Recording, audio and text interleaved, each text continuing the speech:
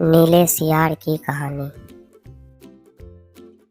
एक बार की बात है, जंगल में बहुत तेज हवा चल रही थी।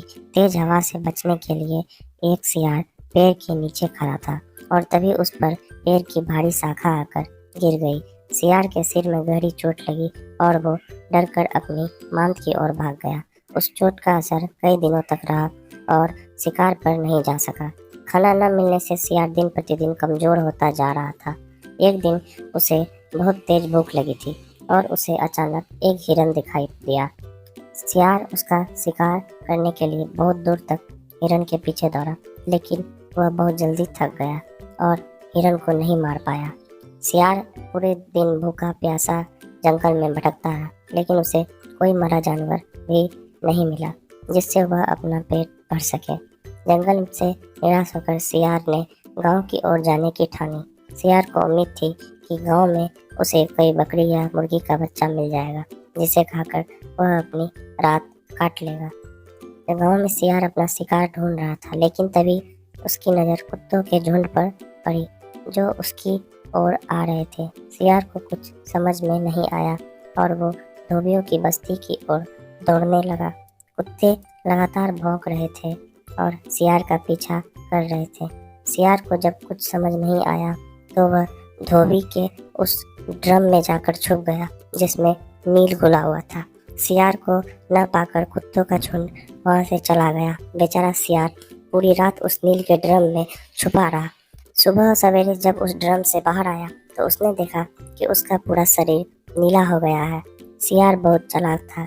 अपना रंग देखकर उसके दिमाग में एक आइडिया आया और वह वापस जंगल में आ गया।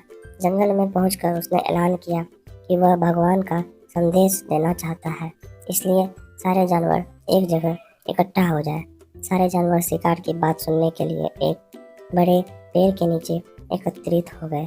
सियार ने जानवरों की सभा में कहा, क्या किसी ने कभी नीले रंग का कोई जानवर देखा है?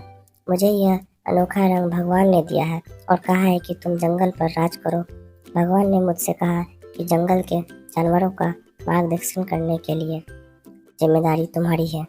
सभी जानवर सियार की बात मान गए। सब एक स्वर में बोले, कहिए महाराज, क्या आदेश है? सियार ने कहा, सारे सियार जंगल से चले जाएं, क्योंकि भगवान ने कहा है कि सियार की वजह से इस जंगल पर बहुत बड़ी आपदा आने वाली है।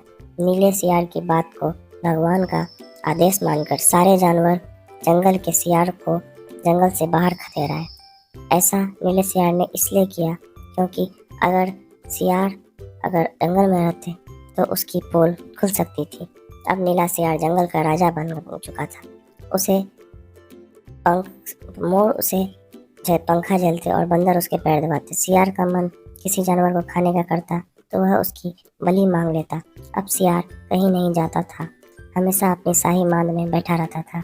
सारे जानवर उसकी सेवा में लगे रहते। एक दिन चांदनी रात में सियार को प्यास लगी। वह मांद से बाहर आया तो उसने सियारों की आवाज़ सुनाई दी जो दूर कहीं से बोल रहे थे। रात को सियार हूँ हूँ की आवाज़ करते हैं क्योंकि ये उनकी आदत होती है। सियार भी अपने आप को रोक न सका। उसने भी जोर जोर से बोलना शुरू कर दिया। शोर सुनकर आसपास के सभी जानवर जाग गए। उन्होंने नीले सियार को हूँ हूँ की आवाज़ निकालते हुए देखा।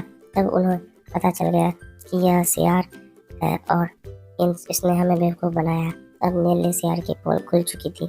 यह पता चलते ही सारे जानवर उस पर टूट पड़े और उसे मार डाला।